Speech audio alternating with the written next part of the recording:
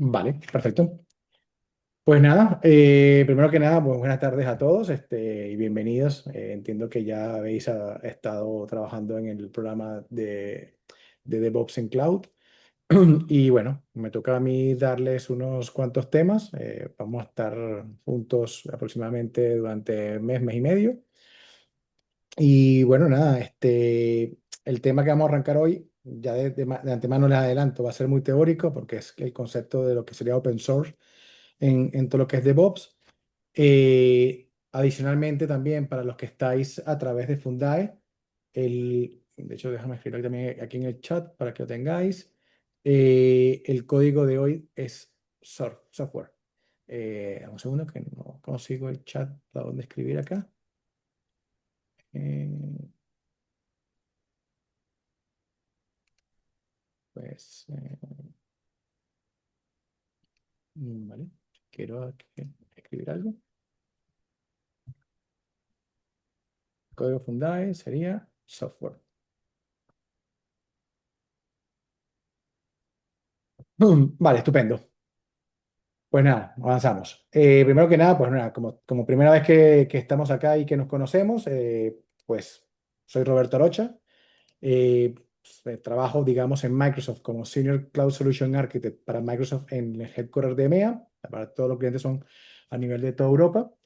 Tengo más de 25 años, aunque quizás a lo mejor me ven la cara y pareciera que soy un poco más joven. Espero seguir creyendo que me parezco más joven todavía. Pero tengo ya bastantes años encima de carrera profesional.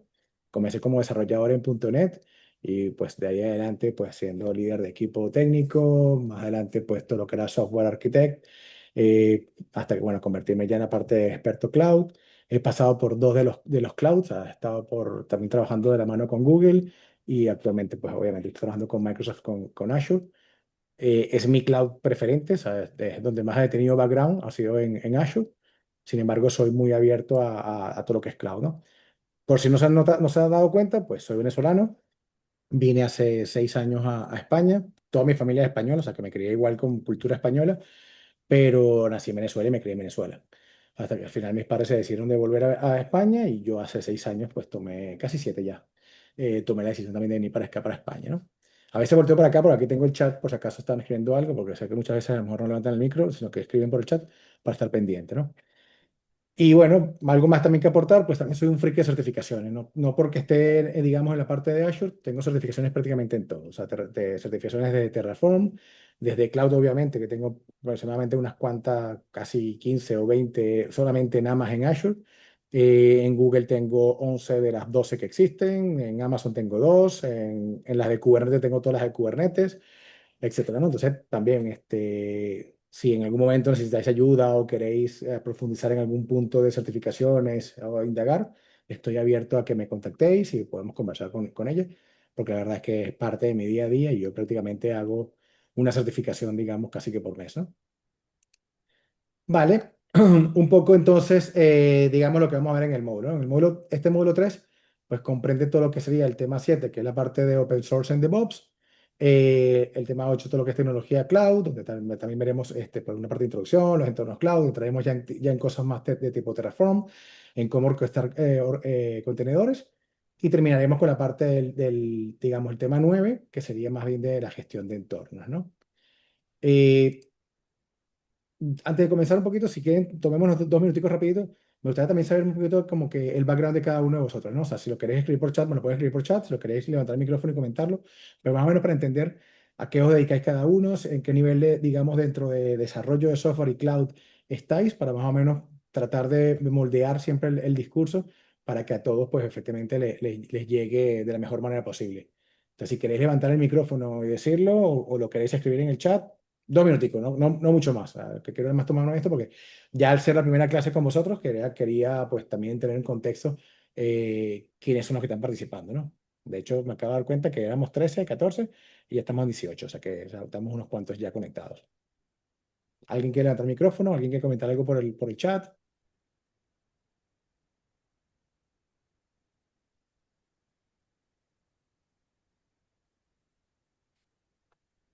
Un engineer, correcto, creación de software, metodología de datos, perfecto, gracias. A ver qué más, para el sistema, desarrollador low code. Estupendo. Desarrollador de Java en Spring. Vale. El sistema, instalación de sistemas, integración de SAP. Ok. Toda la parte, veo que aquí hay mucho llavero con Java, con Bosch, etcétera. Yo la verdad es que soy anti-Java, pero esto es un tema personal mío. No tiene nada que ver con la lenguaje ni con vosotros, sino que yo, obviamente, siendo puntonetero, pues mucho más en contra de Java, obviamente, ¿no? Pero hoy en día eso ya no importa, porque con el tema de la IA, al final el lenguaje es sencillamente la sintaxis con la que escribe las cosas. Yo creo que ahorita el lenguaje de programación va a ser el lenguaje en inglés. O sea, obviamente va a ser el inglés y ya lenguaje natural, con eso ya desarrolla lo que quiera. Y aquí también veo a uno que también es de Ecuador, pues bueno, por ahí muy cercano de mi tierra, así que nada, un gusto tenerlo acá. Gracias a los que escribieron acá, o sea que, estupendo. Nada más era para ver un poquito el contexto de lo que estamos. Un ingeniero civil, vaya. Buen vuelco de tuerca aquí con ingeniero civil en la parte de analista de datos y colombiano. Aquí sí estamos, eso sí somos prácticamente hermanos, aunque después ya podremos en otro día discutir de quién es la arepa, pero bueno, aquí tendremos opiniones encontradas al respecto, pero nada, nada, son cosas que nos consideramos hermanos tanto Colombia como Venezuela, así que perfecto, bienvenido al curso MED. Y vale, estupendo. Entonces, dicho esto, vamos a arrancar ya la parte, digamos como comentaba, todos estos temas son los que vamos a conversar. También hay un tema 10 que es, digamos, ya más de usabilidad. Pero bueno, eso igual lo veremos cada día. Hoy, como les dije, ¿no? O sea, insisto, el día de hoy es súper teórico, es súper denso. Tenemos 1 hora y media para dar, creo que son 55 slides, o sea que bastante complejo. Va a ser muy teórico, aquí prácticamente no hay nada práctico porque son puros conceptos generales. Ya les prometo que los días siguientes, pues ya cuando empezamos a tocar cosas de Terraform, cosas de contenedores, yo suelo ser PPT hater, o sea, yo no me gusta estar en una PPT encerrado, me gusta mucho más tirar código y explicar código, ¿no? Y lo que suelo hacer con mis alumnos. Yo este curso primera vez que lo doy, este en particular, pero ya venía de dar el módulo de Azure para el programa de Cloud Computing por los otros 2 periodos.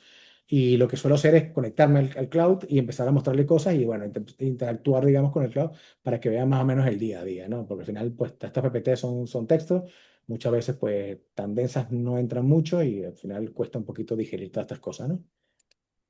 Pero vale, dentro de lo que sería el capítulo de hoy, ¿no? Que sería el tema 7, vamos a tener 3 capítulos, introducción, vamos a ver lo que es la parte de upstream y de downstream, vamos también a ver lo que es el open source en la comunidad, cómo ha ido evolucionando en el entorno empresarial, toda su importancia, los modelos de licenciamiento, pues cómo viene la historia del open source, etcétera, ¿no?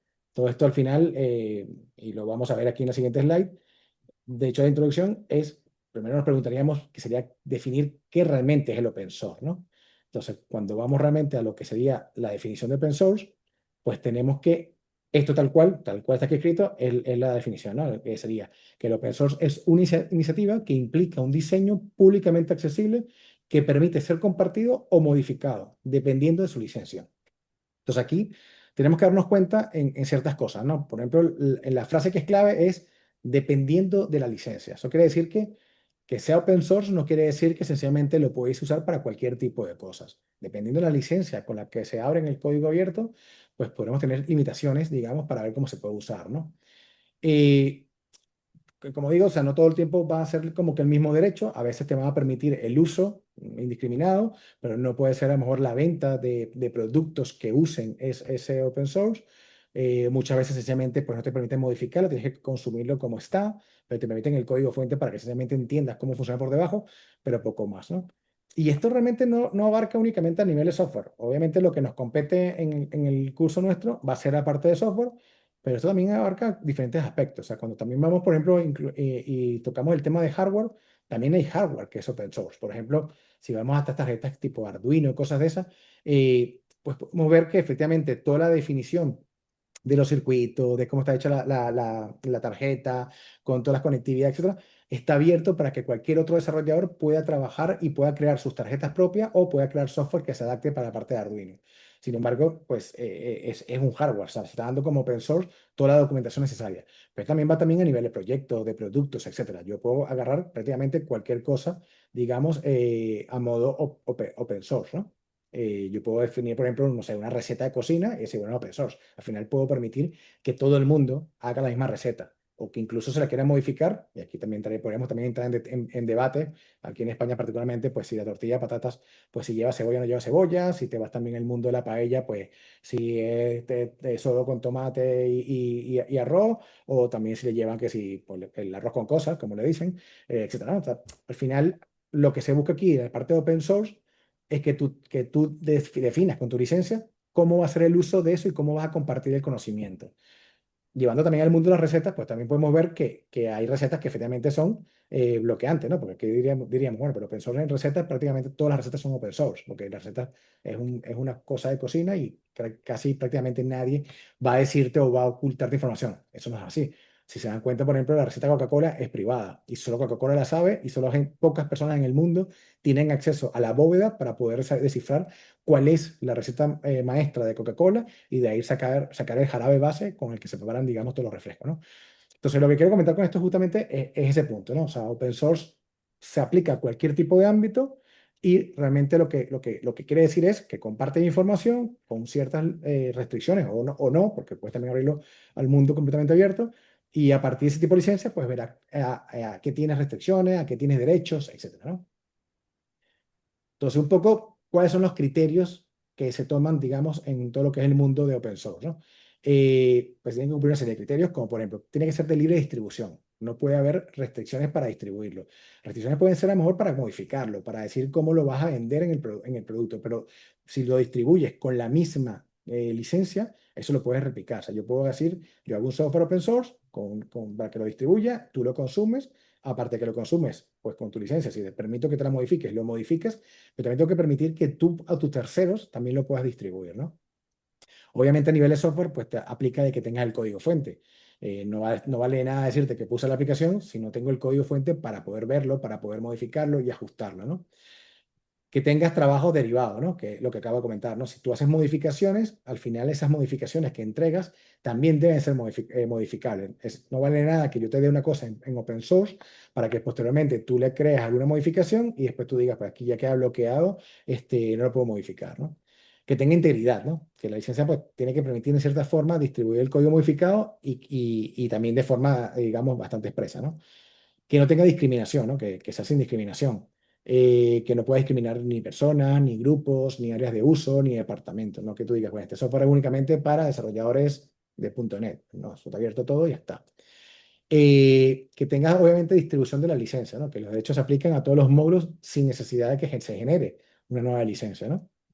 Que tenga independencia de producto, que el código pues tiene que ser independiente aunque se incluya en un producto más grande. O sea, que si al final yo creo un software, llamemos Windows, pero Windows tiene componentes que son open source, esos componentes siguen siendo open source, no importa que estén dentro de Windows, ¿no? Sin restricciones a otros desarrollos, ¿no? No puedo tampoco poner restricciones a que las aplicaciones que viajan junto a mi software tienen que estar siempre todo el tiempo juntos, ¿no? O sea, tengo que también dejar que eso quede libre. Neutralidad, que no hace falta que haya una aceptación expresa de la licencia con un clic o acepto, sencillamente, y se podrán dar cuenta que cada vez que ven un repositorio de open source, lo que se tiene es un ficherito, digamos, de licencia, donde te dice pues lo que está ahí estipulado. Lo que te mantiene siempre es que cada vez que tú repliques ese código y uses ese software, pues mantengas ese fichero de licencia para que los que vengan detrás de ti también entiendan que eso está bajo un formato de licencia open source. Ya veremos los tipos de licencia, pero bueno, para que siempre también lo tengan claro, ¿no? Pero aquí dentro de todo esto, bueno, aquí falta el último punto, que es la parte de sincronizaciones de interacción, que efectivamente yo no puedo tampoco hacer bloquearlo con ninguna tecnología, ¿no? O ninguna interfaz de desarrollo. Pero lo que también aquí queda clave, importante para comentar, es que el open source no es un software gratuito. Software gratuito hay muchísimos. Por ejemplo, podemos usar, y probablemente usaréis todos los días, usaremos Instagram, por ejemplo. Instagram no es gratuito, o sea, es un software gratuito, pero no es open source. Podemos usar, por ejemplo, un caso también común, el Acrobat Reader, ¿no? Con el que leemos los PDF. Al final también es un software gratuito, yo lo puedo usar bajo una licencia gratuita que me permite el uso hasta ciertas funcionalidades, porque obviamente las funcionalidades más premium están bloqueadas para algo ya de pago, pero yo puedo usarlo gratuitamente. Pero eso no quiere decir que sea open source. Es decir, el formato como Acrobat lee los PDF y como encripta el PDF, eso no es open source. Eh, y de aquí va a haber cosas que sí que me recuerde que pueda decir algunas cosas. Eh, bueno, también hay productos que se llaman open source, que al final también son open source de pago. O sea, al final de la línea open source se derivan ciertos productos que al final se convierten en cosas corporativas, o sea, son los famosos que puede crear a lo mejor un fork y de ese fork de ese open source, tú creas un software más por encima y al final ese sí puede ser que a lo mejor tenga un licenciamiento de pago, ¿no? Pero bueno, eso también lo vamos a ver un poco más adelante. Ups, perdón que se me fue esta pantalla. Creo que estábamos acá. Vale. Entonces veamos aquí un poco la historia de cómo se ha creado toda esta parte, digamos, de open source. Esto pues viene de casi prácticamente toda la vida. Esto de los años 60, pues efectivamente es cuando empiezan a hacer todo el tema de software como un complemento asociado a todo lo que sería la parte de hardware. Ha ido evolucionando, comienzan los primeros sistemas Unix en entornos académicos. Sale Spice. Spice es, si no recuerdo, es un programa de circuitos integrados que hizo la universidad, creo que es de California. Y posteriormente, bueno, empezaron también a crearse otras alternativas para Unix, hasta que al final se crea en el 83 el primer proyecto GNU, digamos, 100% software libre, ¿no? Que ahí donde efectivamente sí nace el concepto como tal de software libre. A partir de ahí, pues nace la Fundación de Software Libre, nacen otros tipos de licencias, como puede ser la licencia GPL, nace todo el proyecto Linux en el 91, empieza a salir la versión de Linux 1.0, que entiendo que prácticamente todos vosotros ya usáis alguna o habéis usado alguna vez Linux, e incluso la gente que viene muy pro Windows, hoy en día también tienes WSL, que sería el Windows Subsystem Linux, para tener las capacidades de Linux por debajo dentro de lo que sería el sistema operativo Windows, que es sumamente propietario. Y a partir de ahí, pues empiezan a crear también toda la parte de la Fundación Apache. Con la Fundación Apache también sale un tipo de licencia de Apache y se crean ciertos software open source, como pueden ser pues, toda la parte del web server, etcétera. Se crea la Fundación Linux como tal, nace Mozilla, que Mozilla, digamos, fue el primer navegador también incluso de open source que hubo en el mundo, etcétera. Bueno, aquí como pueden ver, esto no viene de hace 2 días, ¿no? Tiene muchísimos años transcurriendo, con miles de cosas. Toda la parte de Eclipse, que esta parte acá abajo del 2004, es toda la parte de la interfaz gráfica de Eclipse, que hoy en día también es mucho más que una sola IDE. Los que son de Java, que vi que eran varios aquí en el curso. De hecho, me acabo de voltear a quedar el chat y ya vamos por 22, o sea, que bien, va aumentando. Pues toda esta parte también de Java, pues nace también de ese mundo, digamos, un poco open source, ¿no? Por más que Java últimamente ha pasado por muchas compañías.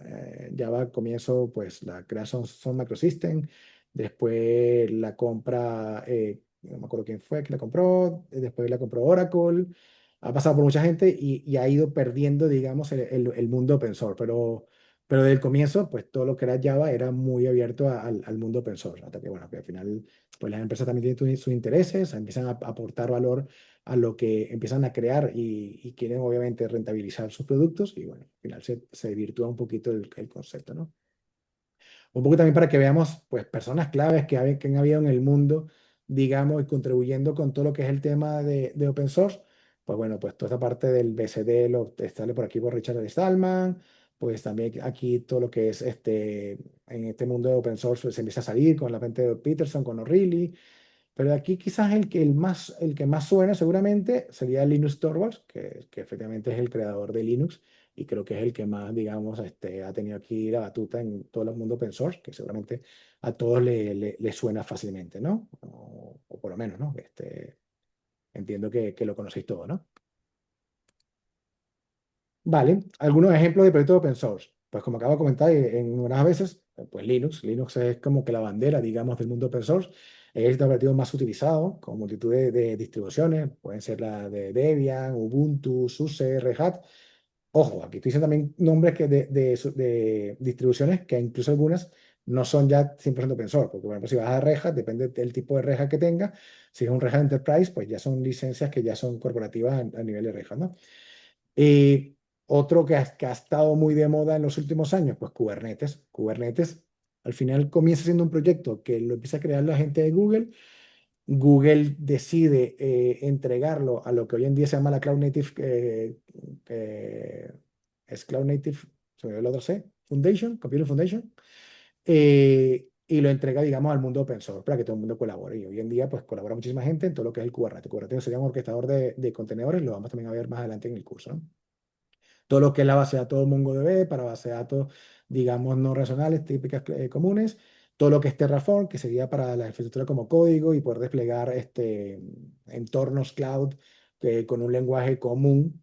Aquí también siempre hago el énfasis porque muchas veces se vende como Terraform como que se fuese multicloud.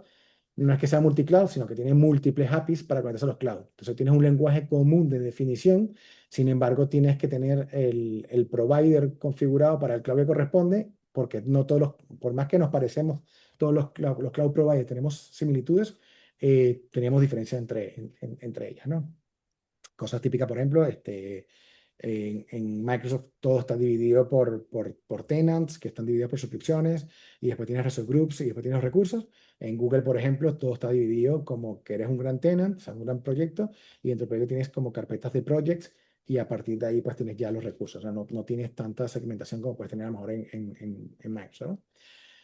Y también tienes, por supuesto, también Ansible, que Ansible realmente se usa mucho también para IAC, pero realmente él nace más como configuración, como código. O sea, realmente Ansible lo que tiene como poderío, que probablemente a lo mejor Terraform no es no es su foco, es en cómo crear ficheros de configuración para poder automatizarlos, digamos, rápidamente, ¿no? Pero como son al final ficheros y pues todo lo que se despliega en el cloud, al final son ficheros de configuración y todo se transmite con el API, pues mucha gente usa Ansible como estilo Terraform, pero sin embargo, Terraform sí está diseñado específicamente para infraestructura, ¿no? ¿Hay alguna pregunta, alguna duda? O sea, insisto, soy venezolano y suelo hablar muy rápido, entonces si en algún momento no entendéis alguna palabra que uso o si voy muy rápido, comentádmelo. Yo de vez en cuando volteo aquí para esta pantalla para ver justamente el chat y frenarme un poco si veo que estoy yendo demasiado rápido, ¿no? ¿Bien? ¿Todo bien? ¿Sigo adelante? Veo que no escriben, sí, sigo adelante. Vale, antes hice un poquito de spoiler con la parte de Kubernetes, pero efectivamente es esto, o sea, no porque sea open source quiere decir que la gente no contribuye en ese mundo, o sea, al abrir el open source siempre tenemos como que la creencia que es que la comunidad es la que colabora y la que comunidad es la que está contribuyendo en el código. Sin embargo, eso no es así, los principales contribuidores realmente del mundo open source son las mismas empresas poderosas que digamos que tienen código propietario. Aquí, por ejemplo, si se dan cuenta, pues Google como comentábamos antes con Kubernetes, Google fue el que empezó a crear el proyecto de Kubernetes y al final lo entregó, digamos, al mundo open source. Microsoft también contribuye muchísimo en todo lo que tiene que ver con el mundo open source. Por más que tenemos lenguaje de programación de .NET que no es open source y tenemos Visual Studio como una IDE que no es open source, tenemos también Visual Studio Code, que sí es más open source. Tenemos también lenguaje de programación cuando sacamos la parte de Mono, que al final se convirtió en todo lo que es ahorita .NET Core, que también es open source. O sea, finalmente también las compañías grandes también velan porque la comunidad se mantenga con cosas nuevas, con cosas novedosas, lo que hace lo que comentaba antes, ¿no? Que efectivamente on top o de ese producto, pues se crean ciertas capacidades y son las capacidades premium realmente, que son las que estas compañías reciben beneficios, ¿no? Pero por debajo, pues prácticamente hay muchas cosas que están a nivel open source. Y aquí, como se pueden dar cuenta, pues está Red Hat. Red Hat sigue contribuyendo muchísimo con cosas de Linux, pero tiene un Linux que es propietario de ello y cuesta una pasta. Y sobre ello también tiene mil cosas más. Está también Amazon. Amazon también tiene también cosas en open source. Todo esto está acá, siguen contribuyendo al mundo open source. Esto está actualizado a la fecha de 2025. Cuando les comparta la PPT, pues aquí tendrán también el acceso al vínculo para que lo puedan ver, ¿no? Y un poco también acompañado de la comunidad open source, de todo lo que estamos hablando, pues también viene también un poco de cuáles son los lenguajes más utilizados, digamos, dentro del mundo open source, ¿no? Al comienzo, pues prácticamente toda esta parte open source era prácticamente Java. Como se pueden dar cuenta, con el tiempo esto ha ido evolucionando y aquí no parece .NET, porque .NET era realmente un código muy propietario de Microsoft. Hoy en día con .NET Core no están así, pero bueno, todavía estamos por muy pequeños como para la comunidad open source. La comunidad realmente se basaba más que nada en Java. Eso ha ido evolucionando con la parte de JavaScript, después con TypeScript, hasta que apareció Python. Y Python se ha convertido, digamos, en el lenguaje por excelencia, digamos, en el mundo open source. Casi que todos los módulos matemáticos prácticamente que existen en el cloud de forma open source están hechos prácticamente todos con Python. Salió en su momento el lenguaje Go, que también buscaba ser un lenguaje bastante rápido, bastante sencillo de trabajar, que es el Golang. Pero bueno, no tiene tanta aceptación como ha tenido, por ejemplo, Python, que en el mundo y que también habían unos que eran analistas de datos, como por ejemplo Ahmed, etc., En el mundo de análisis del dato, pues Python es sumamente arropado. Entonces aquí pues, claramente se dan cuenta que para agosto de 2025, pues prácticamente la comunidad se mueve prácticamente en Python, ¿no? Por más que hay otros lenguajes que están trabajando ahí. También IA, ¿te refieres también IA, Ahmed, de que también estás trabajando con cosas de IA o por el tema de que también aporta valor Python en la IA?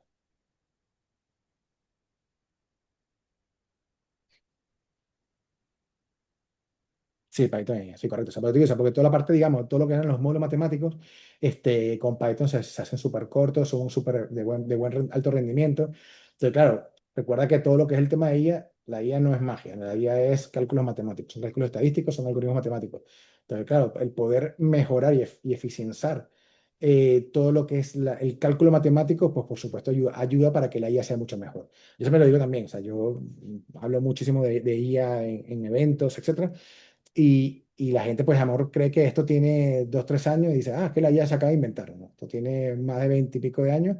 Cuando ya yo estaba en la universidad, ya veíamos cosas que eran de la IA. ¿Qué pasa? Que en su momento pues era muy costoso el cómputo, era lento, no es lo que hoy en día tenemos. El storage era sumamente también costoso. Hoy cada día, pues prácticamente yo en mi época comprarme un disco duro de 4 gigas me costaba una pasta y era sumamente complicado conseguir y era el mega disco duro. Cuando hice el salto de, creo que tenía 500 megas, algo así, y subía a 4 gigas, fue el mega salto en mi época, 4 gigas. Hoy en día cualquier teléfono móvil tiene 50 veces más, 100 veces más eso en la palma de la mano, ¿no? Y yo trabajaba, por ejemplo, con 640 kilobytes, no megabytes, kilobytes de RAM.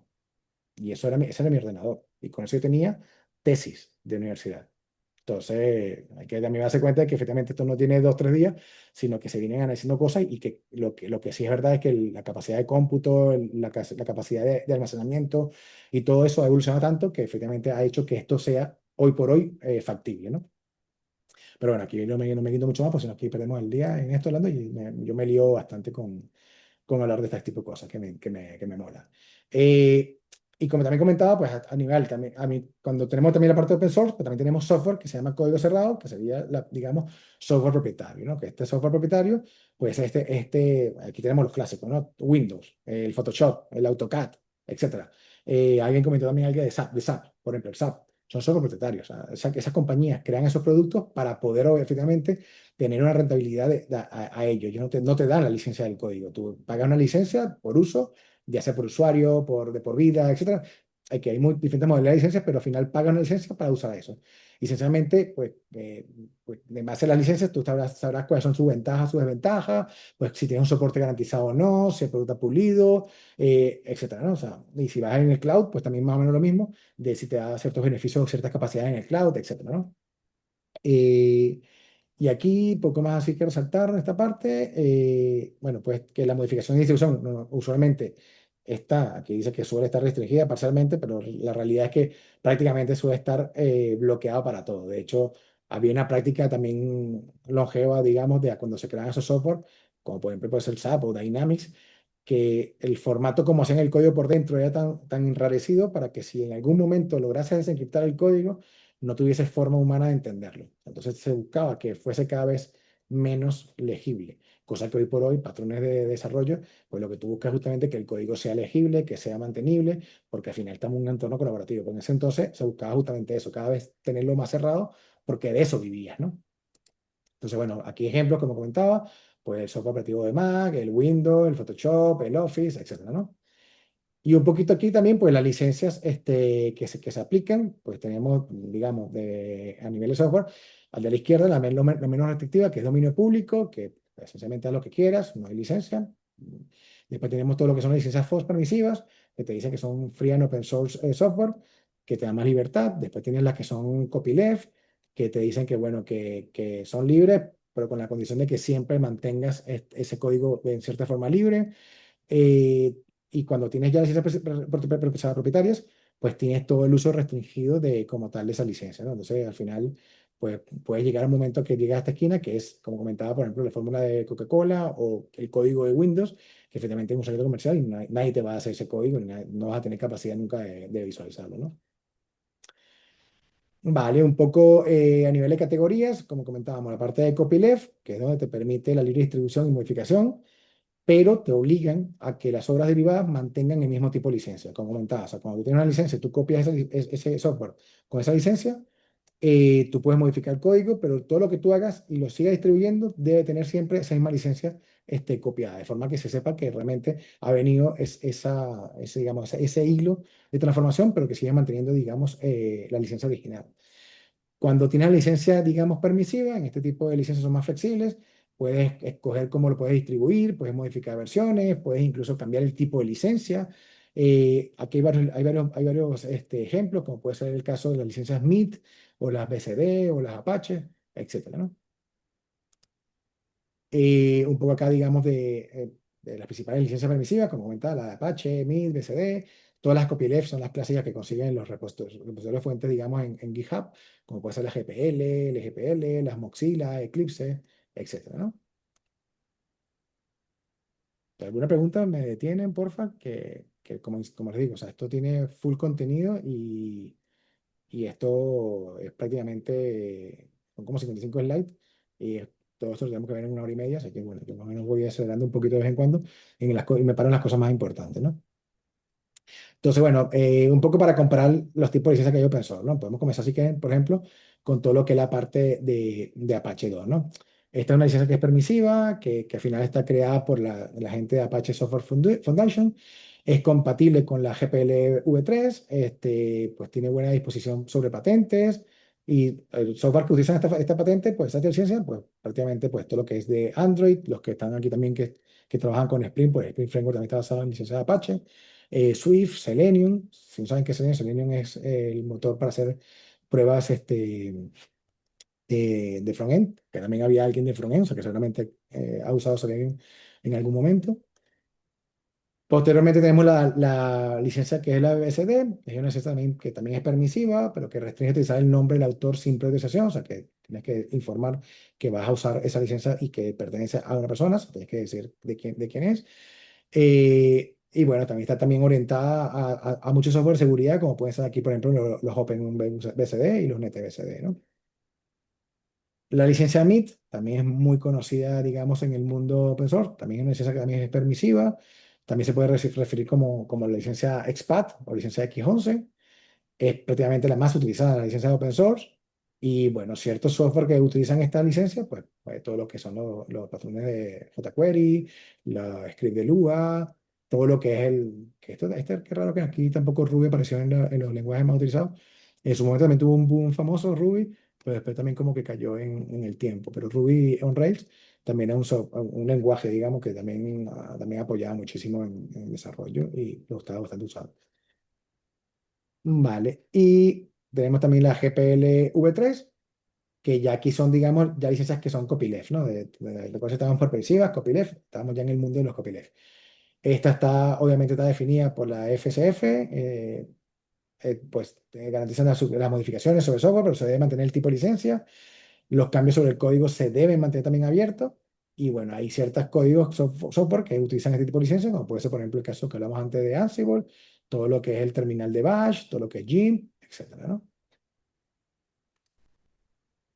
Tenemos también por el lado de las copyleft la LGPL, que también es definida por LGPL, porque si no me acuerdo era porque las GPL son General Public License. Estas son creo que eran Lizer General Public License. Es copyleft, también es por la FSFF, es una versión como intermedia que sirve como puente, digamos, entre las permisivas y las copyleft que son más fuertes. Se diseñó realmente para librerías, ¿no? O sea, se utilizaba mucho en 7-zip, que era para zipear, comprimir carpetas de ficheros, toda parte de FFmpeg, todo lo que es FreeCAD, etcétera, ¿no? Ups, creo que me salté aquí alguna, ya, un segundo. Vamos aquí en la GPL, la A. La A sigue siendo también de la familia, digamos, de General Public License. Esta la A es AFERO. Y bueno, también es licencia copyleft, también definida por la FPF. Es también compatible, obviamente, porque viene heredada del mismo árbol de la GPL v3. Y está enfocada realmente en software que proporciona servicios de red, ¿no? Entonces, aquí actualmente Pues todo esto está acá, seguramente le suena mucho la parte de Grafana, que digamos es uno de los software por excelencia, digamos, para todo lo que es observabilidad y pintado de dashboard, y todo lo que es la parte de Bitwarden, que también es un software también para encriptar claves, etcétera, o sea, también de Vault seguros. Vault, en español creo que es bóveda, o sea, son bóvedas de seguridad donde guardan las claves, ¿no? Los otros dos, pues Proxmox y Nextcloud, pues, no son quizás no tan conocidos, o por lo menos yo prácticamente no he trabajado mucho con ellos, pero eh, Proxmox era de virtualización y Nextcloud creo que también era algo como un file server. Pero bueno, yo sí uso bastante la parte de Bitwarden con todo lo que es el gestor de contraseña y bóvedas de seguridad, y Grafana, que efectivamente es monetización a tope, y esto combinado con Prometheus, pues prácticamente es digamos, las herramientas de facto hoy en día en el cloud para trabajar todo lo que son las telemetrías y la observabilidad y poder después explotarlos en un dashboard de visualización, ¿no? Después también tenemos también el lado de Mozilla Public License, que esta es, digamos, una copyleft, pero considerada una copyleft débil, que también está definida bueno, esta está definida realmente por la Fundación Mozilla. Las actualizaciones de código deben estar bajo MPL o otra licencia, incluso si es privativa, es decir, que se puede mezclar con software que sea comercial, ¿no? Y bueno, parte de los software que utilizan esta licencia, pues obviamente todo lo que es Mozilla Firefox, como digamos el buscador, el browser, el Thunderbird y LibreOffice, digamos que es la suite de Office, de ofimática, digamos muy similar al Office de Microsoft, pero obviamente en formato open source, ¿no? Vale. Después también tenemos acá otra licencia que también considerada copyleft débil, que sería CCDL, que esto es Common Development and Distribution License. Se considera una licencia también que está derivada de la MPL. Las versiones de código deben estar bajo de la CCDL, o otra licencia que puede ser privativa, ¿no? Y aquí software que utiliza esta licencia, pues todo lo que es OpenSolaris, NetBeans, el IDE. eh, También, a ver, creo que también había uno que, este no me acuerdo bien, había otra más que también usaba, pero no tengo ahorita el nombre para contárselo. Pero también es famosa y también usaba este tipo de licencia.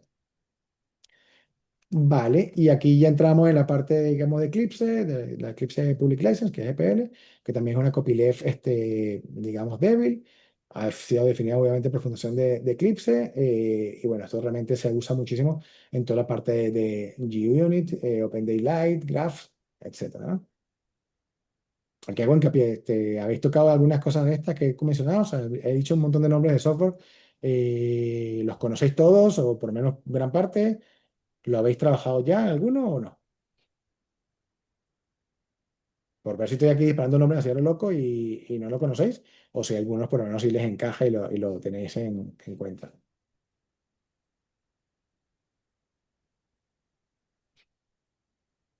No, sí, sí. No hace falta que escriban que levanten el micrófono, sino que pueden si quieren escribir por chat. Alguno, vale, perfecto. Vale. Ok, ups, se me escapó de nuevo de la pantalla. Disculpa. Y se me fue lejísimo. Acá estábamos en esta, pasábamos aquí en esta. Vale. Entonces, bueno, aquí un poquito. Disculpen, que no se me escapa aquí el mouse. No sé qué le pasa. Un poco, digamos, cuáles son las licencias que más se utilizan, digamos, en la comunidad open source, ¿no? Pues efectivamente aquí se pueden dar cuenta que prácticamente la mayoría, como comentaba, era en la parte de MIT. También hay un fuerte uso de Apache y GPL. Y después las otras, pues, bueno, GPL tiene poquitas, GPL es este 8. En las otras que están consolidadas están aquí 20 29, ¿no? Pero las que suelen verse únicamente, o sea, normalmente son estas dos. Esta también se ve mucho, no sé por qué aquí está como un 8%, porque claro, aquí como al final meten todo el resto, pues suman mucho. Pero si esto fuese individual, esta posiblemente sea una de las más fuertes comparada con las restantes, digamos, a forma unitaria, ¿no? Vale. La licencia, digamos, en todo lo que son herramientas de DevOps. Yo entiendo que ya habéis también tocado diferentes módulos donde habéis visto ciertas herramientas de DevOps. No voy a entrar en todas en todas estas herramientas. Entiendo que algunas las conocéis o no. Pero bueno, todo lo que es Jenkins, trabaja con Mid, Travis CI también trabaja con Mid. Todo lo que es Spinnaker, Argo CD, Tcon, Docker, Podman y Kubernetes trabaja bajo Apache. Ansible trabaja bajo GPL y Terraform trabaja bajo NPL. Entonces, bueno, estas son, digamos, las cosas aquí. Eh, Aquí de todas estas, cosas importantes a destacar. eh, en Docker, el motor de Docker es libre, pero las cosas que están por encima de Docker no son libres. Es decir, por ejemplo, o sea, Docker Desktop hasta hace nada es libre, por ejemplo, para personas individuales, pero no es libre si trabajas en una compañía con cierta cantidad de empleados. Entonces, realmente el motor sí es libre, pero Docker al final se convirtió en algo más que solamente lo que era el motor. Se convirtió también en una plataforma, también se convirtió en todo lo que era la parte de Docker Swarm, ¿sabes? Empezaron a crear toda la parte de Docker de esto y más cosas adicionales. Y al final lo que está atendiendo el mercado, que es lo que ha hecho ya realmente el mundo de Kubernetes, porque Kubernetes nace con el motor de Docker, al final se ha ido quitando el motor y se ha creado el motor de Containerd.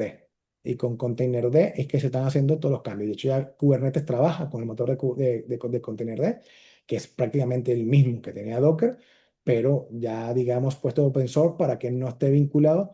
Porque Docker, como digo, Docker comenzó siendo como el motor, después ese motor lo pusieron en open source, después crearon algo por encima y se dieron cuenta que al final querían hacer negocio con eso y se empezó como a desvirtuar, digamos, el concepto de Docker. Entonces la gente empezó como que tirar para otros lados. Empezó también a usar Podman, Rancher, etcétera. Entonces, claro, se empezó como a desvirtuar hasta que al final la herramienta de facto para todo lo que es orquestación de contenedores es Kubernetes, pues dijeron, mira, esto hay que separarlo del todo, hay que crear un nuevo motor que sea 100% open source para que Kubernetes como su core sea open source, y dijeron, bueno, creemos Containerd y al final, hoy por hoy, Kubernetes no trabaja con el motor de Docker, lo puedes montar si quisieras o no, pero trabaja realmente con el motor de Containerd, es lo que usa realmente como el motor de contenedores para abajo, ¿no? Entonces, para que también vean un ejemplo, digamos, de cómo pues nace algo como open source y después poco a poco se va desvirtuando porque, bueno, van viendo que un entorno corporativo,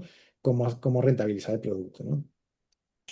Y nada, pues aquí, pues ciertas cosas aquí son todas de pipelines, todo esto es de configuración de código y estructura como código y poco más. Pero todo esto que sí, Argo CD, Travis CI, Gen, todo esto son, digamos, todos los que son para los flujos, digamos, de trabajo de contratación continua y despliegue continuo, que bueno, que veríamos a lo largo del curso, ¿no? Entonces son, digamos, las herramientas claves para todo lo que es el concepto de DevOps.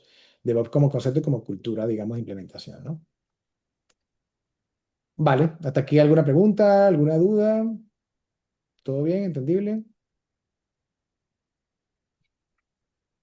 A ver, que aquí veo una pregunta, pero no consigo el mouse para verla completa. Vale, ¿tienes algunas dudas? Por ser open source debería ser gratis porque veo en algunos software open source tienen soluciones como Bitwarden. Los open source son más seguras que entonces. A ver, número uno, cuando es open source, por eso digo, o sea, dos cosas totalmente distintas. Open source no tiene que ver con lo que sea gratis o no gratis. Puedes tener N cantidad de software que sean gratis y no tienen que ser open source a juro. Ahora, cuando es un código open source, pues por lo general suele ser gratis porque tienes acceso al código. Entonces, ¿qué te limita de que lo puedas usar? Pues la licencia. Entonces, a través de la licencia, tú puedes decir, pues bueno, no puedes modificar este código o tienes que usarlo únicamente para que hagas X cantidad de software que no lo vendas. Pero si efectivamente te dicen, pero si lo vas a vender, ya deja de ser gratis. Entonces ya te dicen, ya si lo vas a vender, pues yo también quiero también cobrar una comisión, a mí también me tienes que pagar. Entonces la licencia de esto para venderlo a otros, para distribuirlo, te cuesta tanta pasta, ¿no? Eso lo vas a ver muy común. Hay ciertas páginas, ahorita no recuerdo los nombres, pero donde se buscaban, digamos, muchos diseños cuando haces aplicaciones web, pues para no tener que comenzar con un diseño de cero, pues tenías ciertos plantillados en HTML5, etcétera, que tú ibas y podías descargar.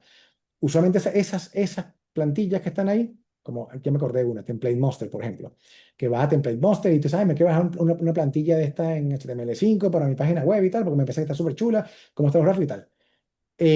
Ese tipo de template, usualmente, si vas a Template Monster, por lo general te cobran, porque te cobran una suscripción para descargarla.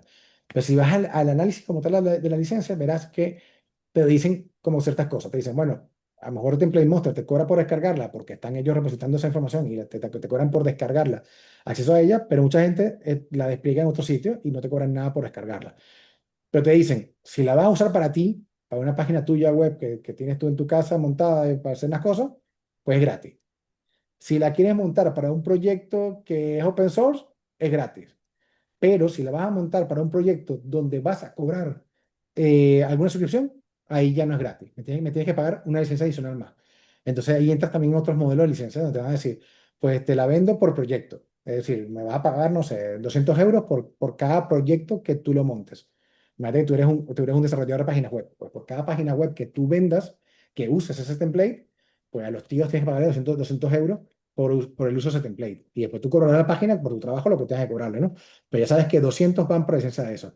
Pero a veces te dicen, pues no, yo quiero también tener, y yo quiero ser una mega compañía que yo uso eso a diestra y siniestra sin informarte a ti de nada de cada proyecto. Pues te dirán, pues ya no son 200 euros, son 5.000 euros. Y ya con 5.000 euros te doy la licencia de que tú lo montes donde te dé la gana. Monta un servidor y si quieres montar una IA que te genere páginas web automáticas y no me importa si son uno, 10 o 1.000 clientes, el template ya es tuyo. Entonces, lo que quiero decir con esto es que sea open source no tiene por qué ser 100% gratuito, porque puede ser open source porque tienes el código, tienes todo ahí, pero la licencia es la que te va a definir justamente qué restricciones tienes. Y para la segunda pregunta, que las open source son más seguras que en un closed source, aquí podemos entrar en debate bastante fuerte porque que esté abierto no quiere decir que esté seguro. Eh, Se supone que ahí la comunidad colabora, pero también tenemos que también darnos cuenta que la comunidad muchas veces pues no todo el mundo es gente buena, pues también hay gente que busca lucrarse de algún error en el código. Entonces, por ejemplo, ahí es muy famoso, y esto es parte también de todo lo que sería, digamos, el revisar el encadenado, o sea, todo lo que es supply chain. Cuando estás en software, hay una cosa que se llama supply chain, que es justamente todo el encadenado de cómo ha ido tu software juntando piecitas, ¿no? Entonces tienes todas esas dependencias. Pero probablemente a lo mejor tú dices, bueno, pues la forma de hackear Windows sería, si yo me saco una librería que optimiza el compactado de ficheros zip, etcétera, y lo doy open source, es muy probable que la gente de Windows diga, ¿para qué me lo va a currar yo si está open source y lo incorporo? Y van y lo incorporan. Y esa es una forma de meter un hueco de seguridad en el código grande que es el Windows. Entonces, ¿qué pasa? Obviamente cuando haces este tipo de cosas, pues las compañías grandes no agarran la dependencia así, así sin más, sino que hacen análisis. Sin embargo, ahorita no recuerdo cuál fue el software que era algo de Log4j. Log4j hace unos cuantos años, eso era un código open source y eso abrió un boquete de seguridad brutal hace unos años. Todo el mundo usaba Log4j y al final era un hueco de seguridad. Hace unos días tuve una incidencia con un paquete de NPM en GitHub. Ese paquete de NPM exponía la vulnerabilidad y pues nadie se dio cuenta. Y en GitHub, cuando montabas el Actions, que es el workflow de GitHub, eh, pues no había nadie que hubiese validado de que ese NPM estuviese securizado. Y entró un boquete de seguridad y exfiltró información de GitHub como tal. Entonces, este tipo de cosas suelen pasar. ¿Por qué? Porque lo que te digo, colabora la comunidad. Entonces, pues la comunidad puede haber gente buena, que yo entiendo y soy creyente de que el 99% es gente buena que colabora para que el proyecto cada vez sea mejor, pero seguramente habrá gente que viene con mala intención a meter vulnerabilidades. La cosa es que efectivamente hay tantos ojos buenos que están supervisando que, bueno, habría que ver si en algún momento pues logran meter algo malo, pero puede pasar. O sea, Kubernetes es un caso ejemplo.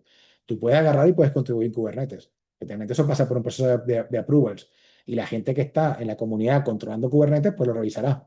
Pero efectivamente, si tú incorporas un hueco de seguridad, pues probablemente también mucha gente que está colaborando también hará las pruebas y dirá, oye, pero esto que acaba de incorporar crea un boquete. Deberíamos también restringirlo. Entonces, lo que quiero que te quedes con la idea es que no porque sea open source es seguro. O sea, no hay nada seguro. Incluso, no porque sea software propietario es seguro. O sea, trabajo en Microsoft, no puedo decir lo contrario, pero efectivamente todos conocemos que hay N cantidad de vulnerabilidades que salen día a día en los software que salen de compañías grandes. Pero para ello hay también un equipo súper dedicado de seguridad para estar todo el día monitorizando y revisando eso para mejorar el código de cada uno de los productos. Por lo tanto, no hay nada seguro en la vida. No sé si te respondí más o menos lo que querías, Ahmed, o te dejé con más inquietudes para indagar.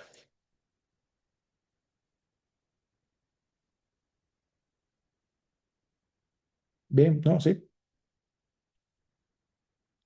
Vale, voy a ir un poco más rápido porque estamos aquí quedándonos cortos de tiempo y Todavía nos quedan unas cuantas slides, bueno, nos quedan como unas 20, pero bueno, vamos a ir más o menos rápido.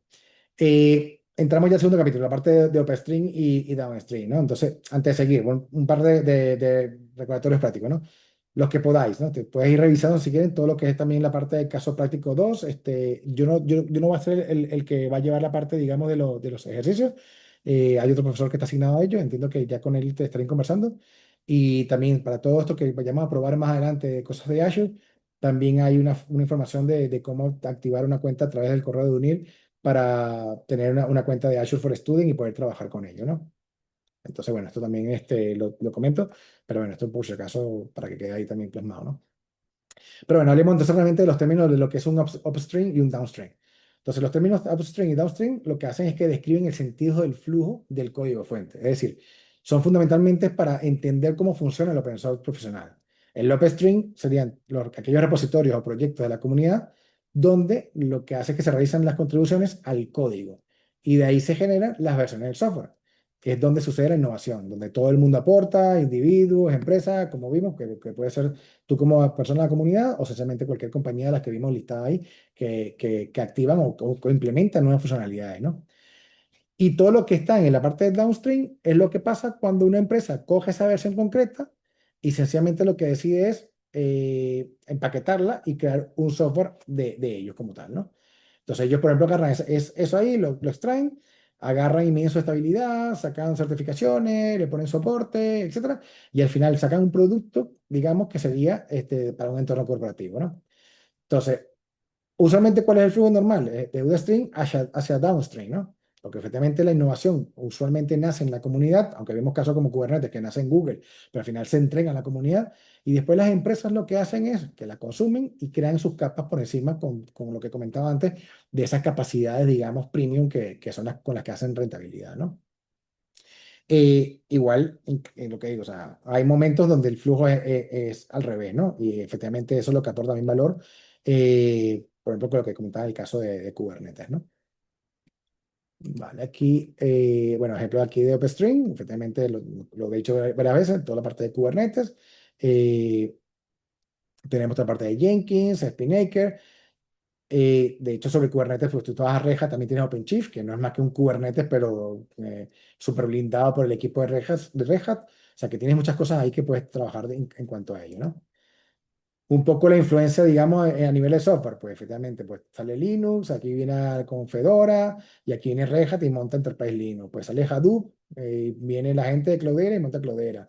Viene Apache Kafka y viene la gente de Confluent y monta Confluent en Kafka. Tienes Jenkins y se convierte en CloudBeast, ¿no? O sea, que aquí hay mucho código que ha nacido, digamos, que open source, pero después compañías grandes lo han adoptado y lo han convertido en un producto mucho más robusto para poder monetizarlo, ¿no? Organizaciones que se encargan o están prácticamente dedicadas, digamos, a estar todo el tiempo colaborando con open source, ¿no? Pues tenemos toda la parte de lo que comentábamos, la Apache Foundation.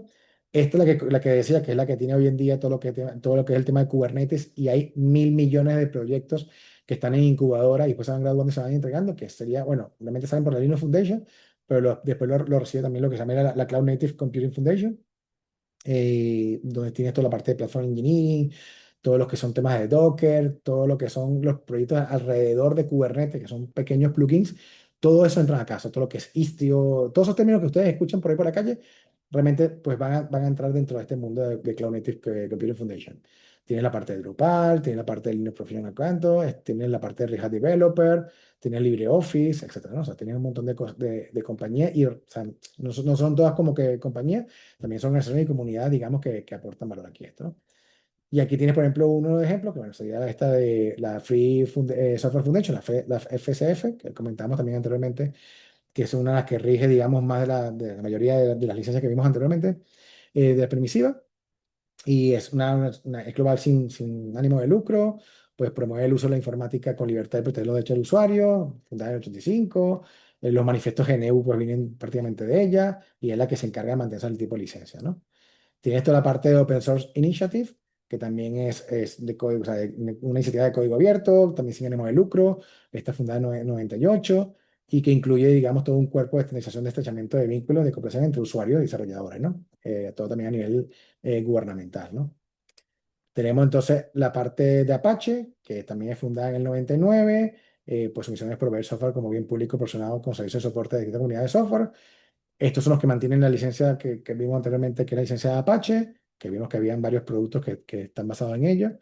Y bueno, aquí tienen cosas famosas como por ejemplo el servidor HTTP, que es web server de Apache, el Apache Web Server. Eh, Otro que más, lo vimos antes, el de Kafka, también tiene Apache Kafka. Toda la parte de Spark también nace con ello. Eh, y no recuerdo cuál otro más. Son los que ahorita a priori me llegan a la cabeza. Vale, después tenemos la Linux Professional Institute, pues también es la que otorga certificaciones profesionales a nivel de Linux para administradores y desarrolladores, fundada en el 99. Pues al final esas certificaciones son bastante valoradas en el mercado, pero yo particularmente, comenté antes que yo soy muy friki de las certificaciones, yo soy más propenso a usar las de acá, la de Linux Foundation. Y aquí en Linux Foundation se consolida como si fuese un consorcio tecnológico sin ánimo de lucro, fundada en el 2000. Y aquí, pues todas las certificaciones, digamos, de Linux y de Java y cosas de estas, las tienen acá en la Linux Foundation. Y es, digamos, un foro neutral, pero al final esta, desde la Linux Foundation, colabora mucho con, no está aquí, lo que no está, está por acá atrás, colabora mucho con lo que sería la Cloud Native Computing Foundation. Y para mí esa es la donde están todas, digamos, todas las certificaciones basadas en todo lo que tengan que ver con Kubernetes, etcétera. O sea, ahí donde está, digamos, el nicho más grande de certificaciones a nivel de open source, están prácticamente todas ahí montadas, ¿no? Mozilla también, pues efectivamente se creó también sin ánimo de fin de lucro en el 2003, pues efectivamente su producto bandera fue el navegador Mozilla Firefox, que, bueno, que todavía hoy por hoy existe, pero obviamente ha perdido mercado comparado contra, obviamente contra Google Chrome, contra Bing, etcétera. Pero bueno, sigue siendo, yo de hecho lo uso también bastante muchas veces, eh, porque en su momento, cuando navegaba en diferentes browsers, habían forma de renderizar las tablas de una manera. Hoy en día que HTML5 ha solventado un poco eso, pero anteriormente tenías que ver cómo definían las tablas HTML porque había uno de los browsers lo creaba de afuera hacia adentro y otro de los browsers lo creaba de adentro hacia afuera. Entonces, ahorita no recuerdo cuál de los dos era cuál, pero me gustaba mucho era cómo el motor de Firefox me renderizaba las tablas, entonces tenía mejor control de cómo hacer HTML. Esto cuando se trabajaba desarrollo a calzón quitado, digamos, que hoy en día ya con HTML5, que tiene mil cosas más y teniendo un copilot al lado que te diga renderízame esto, prácticamente todo, tenemos todo, ¿no? Pero me gustaba Firefox por cómo me ayudaba a generar, digamos, ese renderizado de HTML. Y después de la parte de Eclipse Foundation, que efectivamente pues, fue fundada en el 2004 por IBM, o sea que fíjense que hay un gran monstruo detrás como empresa. Y bueno, efectivamente lo que hace y su producto bandera es Eclipse, que es la IDE, una de las IDEs por excelencia, digamos, para el manejo de Java, ¿no? O sea que los que estaban acá en el curso, que eran unos cuantos que eran de Java, pues efectivamente Eclipse prácticamente lo usáis seguramente a diario, ¿no? Toda la parte de Drupal, pues Drupal lo que da justamente nace para dar soporte a sus aplicaciones de Drupal, que hacían páginas web de contenido, digamos, eran más de gestores de contenido web. Nace esta. Después también tiene también la parte de LibreOffice, como el de Document Foundation, para justamente dar soporte y respaldo a todo este software que, digamos, busca hacer la competencia a lo que era el Office de Microsoft y tener esa alternativa, digamos, open source. Entonces, bueno, pues trabaja con todo lo que es el formato de F, etcétera. Entonces no te pide derecho de autor. Mira, sí estaba aquí. Empecé por no sé por qué no estaba en la otra ya. Esta es la que comentaba, que es la Cloud Computing Foundation, que es la que hoy en día se encarga de todo el ecosistema de Kubernetes. Y ellos como tal es donde están, digamos, las certificaciones, ¿no? De hecho, nace de la Linux Foundation. De hecho, cuando tú entras al portal para certificarte, es extraño porque siempre está como que las dos direcciones, ¿sabes? A veces CNCF y te otorga el certificado CNCF, pero la forma de entrar al portal es por Linux Foundation, ¿no? O sea, que todavía mantienen como que ambas cosas, ¿no? Y bueno, te manejan todo lo que es lo que comentaba antes, el ecosistema de proyectos de CSV, ¿no? Que donde hay proyectos graduados, que son aquellos proyectos que están estables, que ya se pueden entregar como plugins en plataformas de Kubernetes.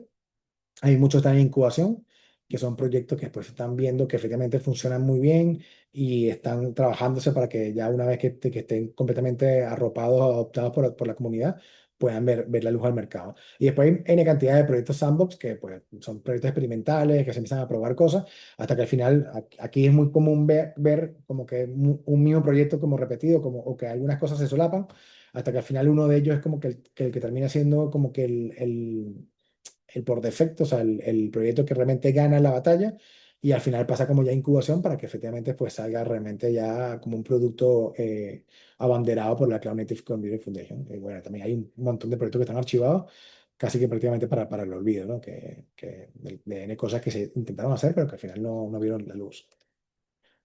Vale. Preguntas, dudas, nos quedaría este capítulo que es el tercero, que es la parte de Open Source Comunidad Empresarial. Ya estamos bien de tiempo, quedan pocas slides, o sea que estamos bien. ¿Alguna pregunta, alguna duda? No, todo bien. Ya queda poco, insisto, eh, o sea, es muy densa la clase de hoy, lo sé, y es muy tediosa ver tanta PPT con tanto texto, pero bueno, esto hay que verlo, es contenido, así que César pregunta, ¿cuál es la ventaja de hacer software upstream o downstream? No, no es ninguna ventaja. O sea, al final, lo que te decía, ¿no? Cuando naces de upstream nace de la comunidad, pero al final viene una compañía y lo incorpora y se lo lleva, ¿no? Entonces, tú me dirías a mí, pues bueno, ¿qué ventaja tiene usar Kubernetes o usar, por ejemplo, lo que comentaba, ¿no? Que vino Red Hat, agarró Kubernetes y montó OpenShift, o montar OpenShift. Pues depende de lo que quieras, ¿no? En un entorno corporativo, o sea, si vas a montar tu Kubernetes en tu casa, pues seguramente no vas a pagar OpenShift porque cuesta una pasta. Entonces, sencillamente te irías por Kubernetes, que es el open source, que es el de la comunidad. Te irías por el upstream. Pero si eres una corporación y quieres cierto nivel de soporte, de ayuda, de que esté un equipo dedicado, garantizar que Kubernetes está sumamente estable, porque como insisto, como todo esto lo toca a la comunidad, pues pueden venir vulnerabilidades. Y posiblemente, lo que comentaba, habrá gente malintencionada que quiere hacer una vulnerabilidad porque saben que Red Hat lo está usando en su código y que si meten la vulnerabilidad en el código de Kubernetes es más fácil que lo metan, digamos, en el OpenShift. Porque al final OpenShift va a montar Kubernetes por debajo, ¿no? Entonces, depende más de lo que quiera. Entonces, ¿qué tiene poderoso OpenShift? Pues que viene con herramientas adicionales que no trae Kubernetes de caja que son la hostia, o sea, que funcionan súper bien. Entonces, toda esta parte de CICD y tal, pues no tienes que montarte tú nada. Ya viene implementado, digamos, OpenShift como de caja. Entonces, para ti es muy fácil hacer un deployment de una cosa. No es que tienes que ir en Kubernetes a meter el manifiesto uno por uno. Y obviamente, pues como está montado ya en un entorno corporativo, lo que más buscan las empresas grandes es soporte corporativo, o sea, es tener un equipo que responda a las inquietudes, ¿no? O sea, no puedes depender de la comunidad que tú dices, tengo un bug y a ver si alguno de la comunidad, de forma bastante caritativa, buen samaritano, entra a corregirlo, porque es un bug. Sencillamente tienes que tener un equipo que soporte ahí eso. Entonces, creo que la principal diferencia es esa. Nosotros también tenemos un Kubernetes de Microsoft que está en el cloud, que es AKS. También es la misma cosa. O sea, es una versión de Kubernetes que implementamos y sobre ello montamos ciertas cosas encima. Entonces, y lo hace también todo el mundo. O sea, vas a Amazon y es EKS. Vas a Google y es GKE. Pero son todos el mismo Kubernetes. Solo que al final cada uno le mete su caparazón de cosas por ejemplo, nosotros le metemos Argo CD para toda la parte de GitOps. Si tú montas un Kubernetes, tienes que montar tú el GitOps con Argo CD, pero tú montas el plugin. Nosotros ya tenemos eso por defecto montado. Tenemos ya montado Istio por defecto. Tenemos ya montado Prometheus por defecto. Tenemos ya Grafana montado por defecto. Entonces, si tú vas a comunidad pura, tendrías tú que picarte todos esos plugins, configurarlos para tener estable. Ya cuando entras a esta versión downstream, lo que es una versión opinionada, digamos, del fabricante, que dice, pues yo creo que esto es lo que tú deberías usar de Kubernetes de esta manera. Y te lo ponen como ya blindado y mucho más segurizado, ¿no? Y cuando haces un stream, se cuentan instrucciones de comunidad. Sí, cuando tú estás, o sea, obviamente, pero también, tienes también que ver la política de cómo autorizan, porque posiblemente, lo que te decía, Red Hat, nosotros como Microsoft, Google, Amazon y tal, no va a agarrar la versión upstream porque haya salido un nuevo cambio y lo va a incorporar de una vez sin analizarlo y sin testearlo, digamos, dentro de tu AKS. Hay un proceso de maduración de que agarran esa versión de la comunidad, ven que si esos cambios realmente no impactan a todo el ecosistema alrededor que tenemos montado por encima de Kubernetes, y lo que hacen es que adoptan eso. Entonces, si tú haces actualizaciones en la comunidad de upstream, es muy común que el equipo de downstream esté revisando qué cosas han salido en la comunidad para también incorporar y llevárselas como parches dentro de sus soluciones. Caso concreto, lo que comentaba antes, hasta hace, mm, creo que año y medio, 2 años, no sé si un poquito más, pues ya la verdad que con el mundo de la IA ya el tiempo vuela, eh, todo Kubernetes funcionaba con Docker. O sea, el motor de contenedores era Docker, hasta que cambió a Containerd. Entonces hubo un tiempo que estaban los dos motores. Ah, ya no, ya el motor es Containerd. O sea, ya no hay Dockerd montado como tal en Kubernetes. Entonces, eso realmente viene de la comunidad. Eso no vino porque Microsoft lo quiso implementar. Vino porque la comunidad lo quiso implementar. Entonces, cuando salió un nuevo release, un major release dentro de la comunidad en Kubernetes, pues sencillamente Microsoft vio y dijo, pues bueno, ahorita adopto esta nueva versión de Kubernetes. Es lo que te digo, hacen todas las pruebas de ecosistema para que no rompa todo el caparazón que han montado alrededor de ello, ¿no? Pero sí, la respuesta corta es que sí. Si tienes autorizaciones, pues usualmente también te las llevas, ¿no? Vale, ¿por qué estamos por acá? Ok, vale. Entonces estamos aquí en la parte de software digamos, de empresarial, ¿no? Entonces, esto es lo que la gente, bueno, típicamente piensa, ¿no? O sea, el open source de comunidad es el software que está generado por el conjunto de contribuidores, pues tienes obviamente una estructura a veces de como si fuese una semi-organización, la gente apuesta por intereses comunes, a todo el mundo quiere tener un motor digamos, de gestor de orquestación de contenedores, pues empieza en Kubernetes y busca, digamos, de alguna forma, pues cubrir esas necesidades similares, ¿no? Y vas creando, digamos, eso, de esas soluciones como tal, ¿no? ¿Qué pasa? Eso es la parte de como comunidad, pero cuando entonces ya tienes eso, es lo que estamos ahorita hablando. Pues ya tú dices, bueno, tengo el open source, pero yo quiero agarrar ese código y empiezo a crear una solución o por crear varias soluciones a partir de ella. Y entonces empiezas a garantizar, porque lo que te decía, el mundo corporativo es muy picky en sentido de seguridad, de calidad. O sea, tú no puedes confiar en un sistema hecho en la comunidad, millones y millones y millones de sesiones, porque posiblemente haya un bug y las pérdidas son enormes. Entonces tú tienes que también tener un equipo que se garantiza de hacer esas pruebas, de asumir ese código comunitario, pero proveer todos esos guardrails que puedes tener encima para garantizar que ese código pues al final funcione de una manera estable y con una calidad que tú esperas darle a tus clientes, porque al final tú vas o sea, cuando compras AKS en Microsoft o compras EKS en Amazon o OpenShift en Red Hat, tú no compras un Kubernetes de la comunidad, de las NSF. Compras es un OpenShift de Red Hat. Tú esperas que por lo que estás pagando te den la calidad que tú necesitas. Entonces, eso tiene que ser el Red Hat quien lo provee. Y eso es justamente lo que hacen ellos en ese software, digamos, empresarial. Que insisto, que puede ser que ellos lo entreguen a nivel open source, porque ellos pueden decir, mételo OpenShift. Yo agarro mi Kubernetes, que es de comunidad, agarro mi downstream y me creo yo mi OpenShift y creo un OpenShift basado en ese Kubernetes con ciertas capacidades. Pero incluso ese OpenShift puede ser open source. Pues yo puedo decir, bueno, estas capacidades que yo estoy poniendo alrededor son cosas que yo considero que debería tener Kubernetes. Pero como no todo el mundo de la comunidad se ha puesto de acuerdo, yo las hago por mi lado y lo llamo mi producto, OpenShift. Pero ese OpenShift no tiene por qué ser a lo mejor un código cerrado, un código blindado, etcétera. Puede también ser open source, porque quieres también dar y decir, bueno, esta es mi versión opinionada de Kubernetes securizado, que es OpenShift. Y sobre ello, tener un OpenShift Enterprise. Y ese Enterprise OpenShift es el que tú dices, este es el que yo cobro pasta. ¿Por qué? Porque aparte de ser esto que está opinionado, tengo todo esto alrededor. Insisto, una de las piezas claves que siempre tiene alrededor es soporte. Te cobran una pasta porque tienen unos tíos dedicados para que cuando tú digas hay un error, hay un equipo dedicado a solucionarlo. No que dependas de que la comunidad algún día lo solucione, sino que tienes el equipo de Red Hat metido de cabeza en ello. Sí, más o menos ve la diferencia.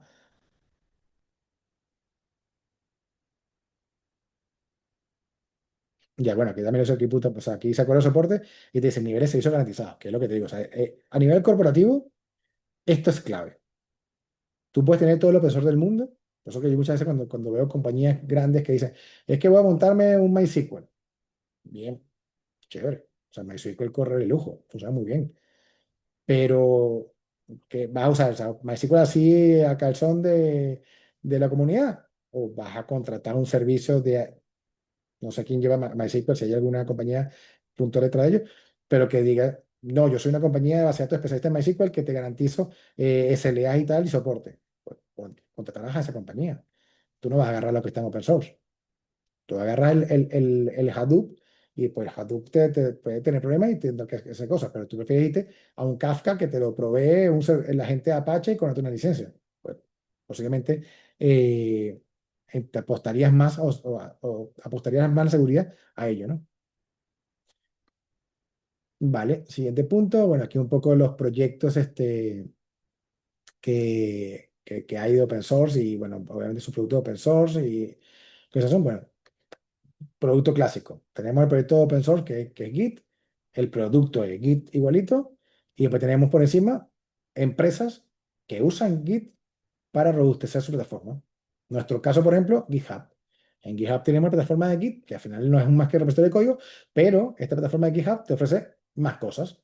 Te ofrece, pues, cargar issues, te ofrece, pues, hoy en día te ofrece tener, por ejemplo, GitHub Copilot sobre tu código, te ofrece mil cosas más, ¿no? GitLab igual, Bitbucket igual, o sea, al final estos tres son más o menos lo mismo.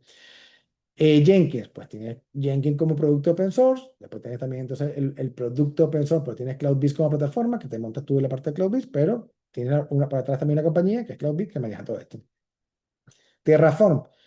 Terraform ahorita también ha cambiado un poco porque ya dejó prácticamente de ser open source, por eso porque HashiCorp prácticamente lo ha blindado y ya no quiere, o sea, la versión hasta la que estuvo se mantuvo open source, pero HashiCorp cada día pues quiere cobrar licencias sobre Terraform, por lo cual se ha creado un fork que ahora si no recuerdo el nombre, creo que es OpenTofu, que es un fork de Terraform, que digamos es el Terraform ahorita open source de la calle, pero ha sido una derivada de Terraform, porque HashiCorp está haciendo ahorita cosas para bloquear. Muy similar a lo que comentaba también antes de cuando fue, por ejemplo, el caso de Java, que Java era 100% open source, después llegó bueno, que además son Microsystems, después llegó Oracle, después llegó Red Hat, después llegó, y se ha ido pasando de mano en mano hasta que al final pues ya Java pues no es tan open source como era, o sea, esos motores ya han cambiado bastante, pero nació como siendo un open source, ¿no?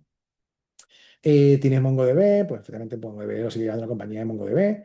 Toda la parte de Apache Hadoop, pues tienes la parte de Hadoop. Esto hoy en día pues tiene aquí como Cloudera, Hortonworks y MapR.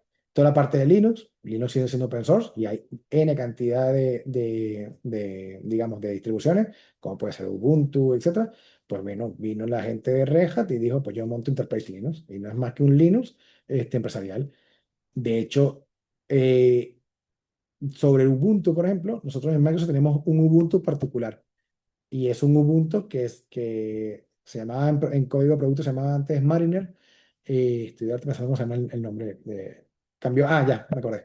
Se llamaba Mariner como código, nombre código y ya lo sacamos, ya lo está liberado y actualmente se llama Azure Linux. Entonces, en Microsoft, cuando tú despliegas una máquina virtual, tienes la opción de o despliegas Ubuntu o despliegas Azure Linux. Es exactamente igual, es el mismo Ubuntu. ¿Qué pasa? Que efectivamente, si hay un bug en Ubuntu, dependemos de que la comunidad lo implemente para poder tener ese release nuevo y poder soltarlo. ¿Qué pasa con Azure Linux? Que como Azure Linux va casi que mapeado a las versiones que están en Ubuntu, si pasa un error, yo no espero a la comunidad que lo solucione. Microsoft pone pasta y pone el equipo dedicado a que lo solucione. Y soluciona Azure Linux. Por lo tanto, Azure Linux es la misma versión de Ubuntu, pero con ese parche de seguridad, una por encima y sigo trabajando con Azure Linux funcionando perfectamente bien. Cuando ese parche de seguridad Ubuntu en la comunidad lo absorba y decidan sacar un nuevo release, la gente de Azure Linux verá si el cambio lo hicieron como tenían ellos acá o si hay que absorber el cambio de la comunidad, lo vuelven a incorporar y vuelven a sacar una nueva versión de Azure Linux y sigue como que esa línea del mapa. Pero para que vean puntualmente dónde justamente es esto que comentamos de cuando un proyecto open source que se convierte en un producto open source, que al final también hay una empresa que ya no lo deja de hacer como open source. Y entramos con la parte de upstream y downstream.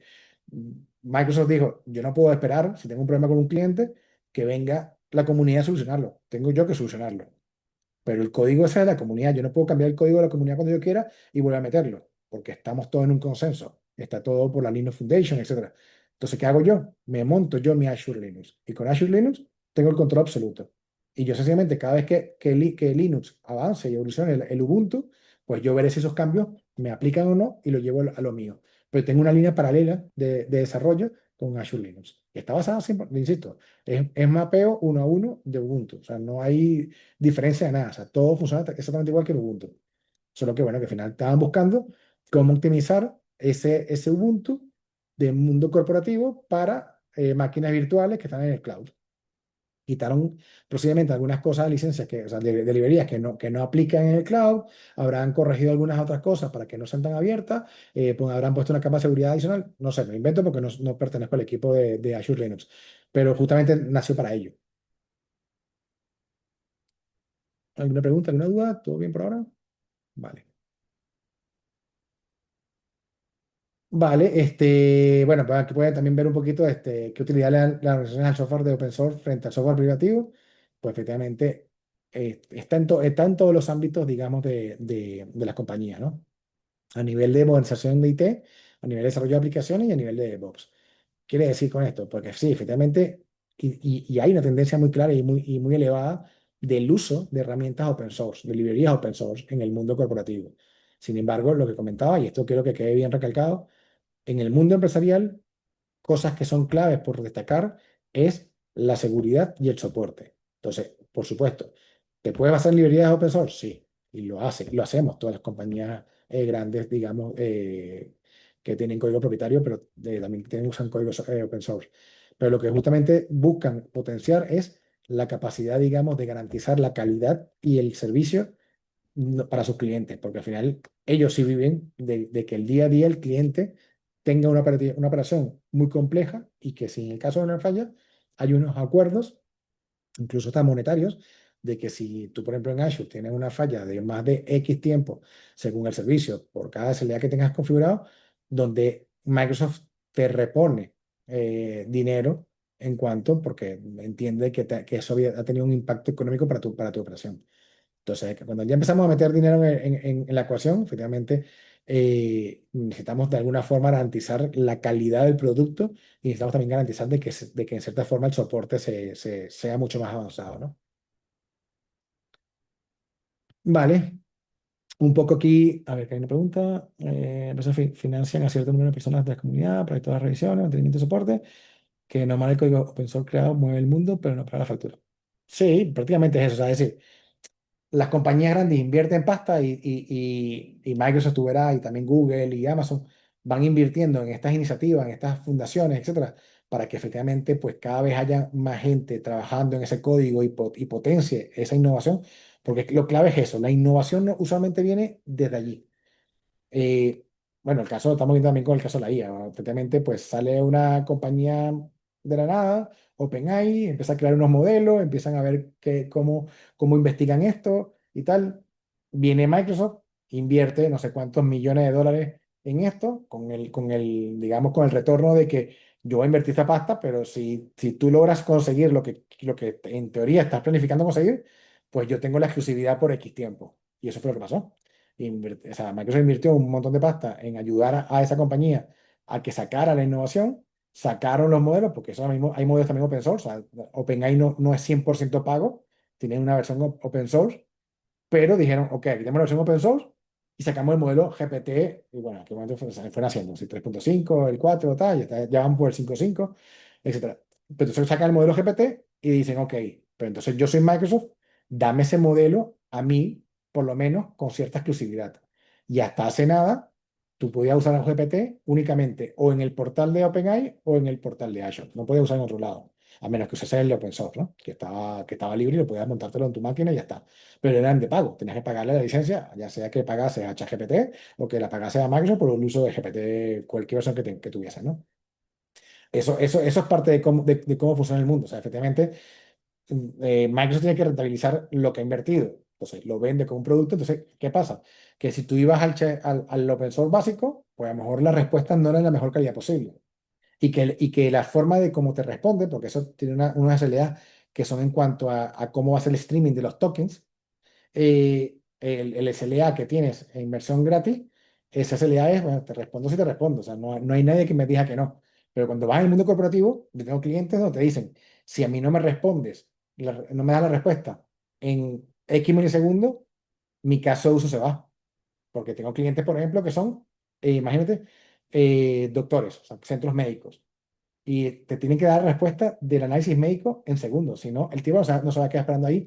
Déjame la pantalla a ver si sale aquí que si te tengo que mandar la medicina o no, o si te tengo que intervenir de inmediato. Tienen que tener respuesta rápida. Entonces, en ese tipo de gente corporativa, usan las versiones más premium. Y esas versiones más premium, pues son pagas, son licencias pagas. Y es lo que hace justamente el mundo corporativo con el mundo open source. Posiblemente a lo mejor el modelo inicialmente era open source, vino en la corporativa, lo creó, lo robusteció, y una vez que está robustecido, pues se saca más producto, o sea, más beneficio, digamos, pero usando realmente, digamos, esa capa de soporte y de calidad que espera el cliente final, ¿no? Entonces, básicamente, más o menos, sí, parafraseando lo que comentas aquí en el chat. Vale, a ver, quedamos por acá, ya estamos en este punto de las patentes. Bueno, esto es la parte de las patentes de software. Una patente lo que significa es que reconoce el derecho de propiedad intelectual que puede tener carácter exclusivo, ya sea, o sea, tanto individual o colectivo, ¿no? A nivel de patentes de software se aplican sobre funcionalidades o algoritmos, ¿no? La protección es escasa y mantiene abierta la posibilidad de creaciones que compitan. Y en ocasiones se ha pervertido el espíritu inicial de la patente, ¿no? Las patent trolls, ¿no? Se llaman patent trolls. Muchas veces han sido utilizadas para atacar el movimiento open source, ¿no? Patentar un software open source realmente es muy difícil por la propia naturaleza de lo que es el modelo, ¿no? Pero la amenaza de demandas por patente ha sido como un arma usada contra proyectos abiertos durante bastantes años, ¿no? O sea, todo el mundo está tratando de ver, porque la patente de software es peculiar, porque muchas veces lo que patentas es la idea y entrar en el detalle de cómo está configurado el software es bastante peculiar de cómo puedes lograr protegerlo, ¿no? Bueno, hay ciertas compañías y ciertas leyes, digamos, de protección de patente, pero son bastante complejas de seguir y de estudiar caso por caso, ¿no? Un poco lo que es el concepto de patent promise, pues sería efectivamente es que para defenderse, pues se usa este concepto y es como que el mecanismo que se utiliza en las empresas relacionadas con proyectos open source para no infringir patentes y proteger jurídicamente a sus clientes, ¿no? Por ejemplo, patent promise tenemos tanto en Microsoft como por ejemplo en Red Hat y es prácticamente lo que digo, o sea, yo si uso por ejemplo un open source y tengo el open source en mi código, pues sabes que yo de cierta forma trato de prevenir de que en ningún momento infrinja ninguna propiedad intelectual, digamos, de nadie, ¿no? Pasa mucho, por ejemplo, con el caso actualmente de GitHub Copilot. Cuando tú haces GitHub Copilot se basaba mucho en los repositorios fuentes, de código fuente, que estaban de forma pública en GitHub. Esa fue la primera fase de entrenamiento, ¿no? Entonces, ¿qué pasa? Ahí crea la inquietud. Pues entonces, claro, él no es que se inventa el código, él lo que hace es, de lo que aprendió, pues proponerte patrones que responden a lo que te estás preguntando, ¿no? Entonces, te devolvía el código que probablemente ese código fuese un código que ya pertenezca a alguien. Entonces, ¿cómo tratas de proteger eso para decir, bueno, no me estoy robando código de alguien, sino que estoy inventando un nuevo código? Es complicado porque yo siempre decía era, a ver, yo puedo permutar un método de código de muchas maneras distintas y ya el código no es el mismo. Quizás la función es la misma, pero ya el código es distinto. Entonces la forma de implementarlo es distinta, entonces pudiera ser que a lo mejor no estoy infringiendo la patente. Pero se me hace la pregunta, o sea, ¿cuántas formas hay de escribir la fórmula del cálculo del área del círculo? Tres, cuatro. Puedes poner por pi por radio al cuadrado, puedes poner pi por radio, puedes definir las variables primero, decir que pi es una constante que va a 14 y lo pones por abajo, lo multiplicas por el radio y después lo vuelves a multiplicar por el radio. O sea, habrá 6 7 no sé, por más que me ponga creativo, 20 formas de permutar cómo va a ser la fórmula, pero es que la fórmula es sencilla, es pi por radio al cuadrado, o sea, es que no hay otra. Entonces, por más que la permute de manera distinta, en algún momento vas a decir, pues el código está igual. Entonces, claro, ¿en qué se basaba esto? Entonces, GitHub Copilot había puesto un patent promise justamente de que cuando él generaba código, como él hace, digamos, un refrito de código, porque, insisto, esto de la IA es generación o sea, es un árbol neuronal que va recorriendo estadísticamente por cómo se han ido armando las palabras. Y al final, como el código son palabras, él la interpreta como palabras, como frases. Entonces, claro, cuando recibe código, pues efectivamente él iba respondiendo cosas y lo que trataban de bloquear era que las cosas que te escribiese no estuviesen, o sea, que validase que no hubiesen 150 caracteres escritos de la misma forma que algo que ya había sido escrito por alguien. Volvemos al mismo punto antes, o sea, de la fórmula del cálculo del área del círculo. Pues si tú ponías ese pattern promise, había un check que tú marcabas para que no te diera código que fuese similar a un código ya hecho, pues muchas veces el cálculo de la fórmula del área del círculo no te la devolvía, porque no importa que él te permute eso de 20 maneras distintas. Alguien en el mundo para Java la habrá escrito o sea, bueno, habrá mucha gente escribiendo eso de las 20 formas que se puede escribir. Entonces es complicado porque tú dices, ajá, pero me estoy robando el código. No, estoy creando como de cero, pero lo estoy creando de cero realmente. Bueno, tengo un aprendizaje de un árbol neuronal que aprendí de un código que ya existía. Pero ese código que ya existía estaba libre, porque no aprendió de código propietario, aprendió de código open source. Lo que quizás había aquí la peculiaridad es cuando generaba el código, él te entendía qué tipo de licencia fue la que había en el código cuando lo aprendió. Eso es lo quizás lo que dejaba más en duda el proceso como estaba haciendo, ¿no? Hoy en día esto ha cambiado muchísimo.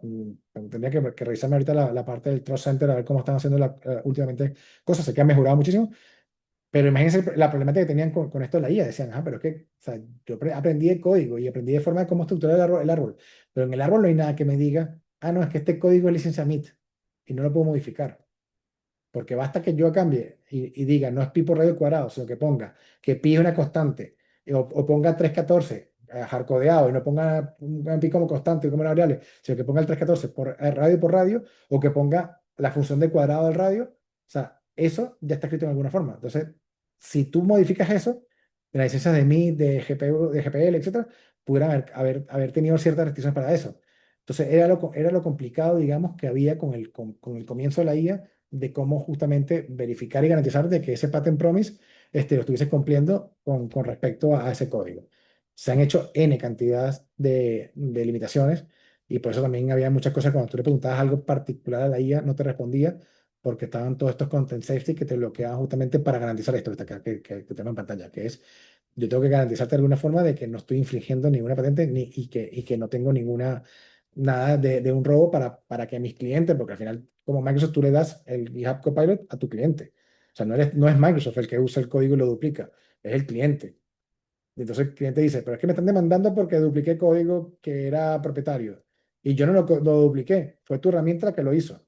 Tenemos también que nosotros que velar de que esas herramientas pues funcionen de esta manera. Entonces, bueno, esto más que nada para que también entiendan todo este trasfondo de seguridad legislativa, digamos, que está también en el mundo open source y que es complicado de gestionar, ¿no? Y para ello, bueno, para terminar con esto, pues está, digamos, todo lo que es la parte de la LOD Network, que es la organización sin ánimo de lucro que fue fundada en el 2014, si no recuerdo, que es la que se encarga, digamos, de toda la protección de todas estas patent trolls, con una respuesta conjunta, ¿no? Al final se unen todos para decir, bueno, entre todos nosotros, pues hemos visto que esto que está acá infringe la patente, por lo tanto nos comprometemos a que no vamos a hacer lo mismo, ¿no? Fundadores de esto, bueno, aquí está la empresa Canon, está de impresoras, etcétera, toda la parte de Google y resto, ¿no? Pero hoy por hoy hay más de 4.500 miembros en esta red, ¿no? Y prácticamente estamos 3 minutos fuera de tiempo, pero ha estado bastante bien con el tiempo. Insisto, nuevamente, sé que la de hoy, y bueno, van a haber algunas sesiones que van a ser así muy, muy, muy teóricas. Son un poco difíciles de digerir porque son mucho contenido y mucho texto en las slides.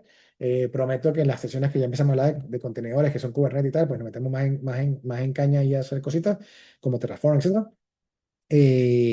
Pero bueno, estas son cosas que hay que verlas, son conceptos que hay que tener en consideración y que nos sirven de base para todo lo que hagamos de aquí a futuro, ¿no?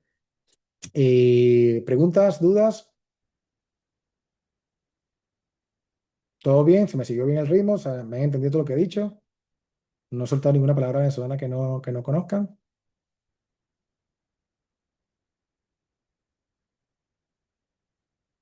Todo bien, gracias, Pablo. ¿Alguien más? Todo estupendo. Perdimos gente en el camino. Llegamos a tener 22 personas en un momento conectados. Tenemos 16, pero bueno, también que estamos ya fuera de tiempo. Gracias, Santos. Gracias, David.